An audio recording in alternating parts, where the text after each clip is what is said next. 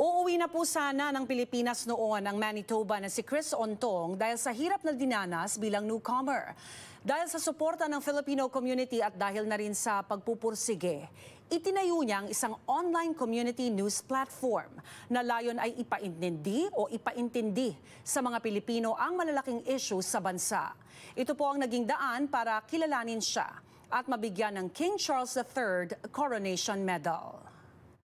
A lot of Filipinos are actually working in the healthcare sector.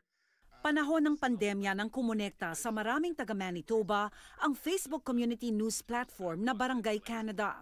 Sinimula ng community advocate na si Chris Ontong na kamakailan ay tinanggap ang King Charles III Coronation Medal dahil sa serbisyo niya sa komunidad.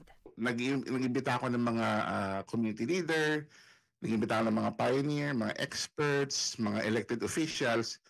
And doon, pinapaliwanag namin na mas simple, mas madaling intindihin ng mga kababayan natin kung ano yung mga balitang naririnig nila ngayon sa paligid na nakapekto sa kanila. Kasi nga, malaki yung temptation na mas ma-attain mo yung maayos sa trabaho, maayos sa tirahan, tapos okay yung schooling ng mga anak mo. May tendency na ka na lang, to live in a bubble. So nasa loob ka na lang nung bula mo. Pero kailangan makialam ka eh. Nominado si Ontong ni Canadian Senator Gigi Osler. Noong February 18, tinanggap niya ang King Charles III Coronation Medal mula sa Lieutenant Governor ng Manitoba na si Anita Neville. Sinisikap natin na maging involved sa mga issue na nakakapekto sa hindi lang sa community natin, sa Filipino community, but doon sa mas malawak na community dito sa Canada. Lalo na ngayon.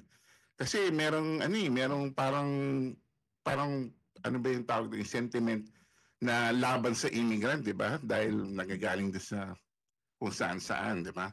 Merong rhetoric na tinatawag, yung divisive rhetoric. Di inasahan ni Ontong na mapabilang sa higit 30 tumanggap ng parangal sa Manitoba.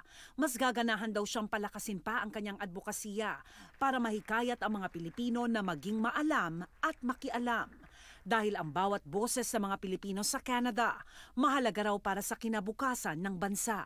Para maganda naman yung katayuan natin as a community dito sa Canada, na makita tayo ng mga kapwa natin Canadian na nakikilahok din tayo dun sa mga bagay-bagay na nakapekto sa bansa natin. Kasi dito na tayo nakatira eh.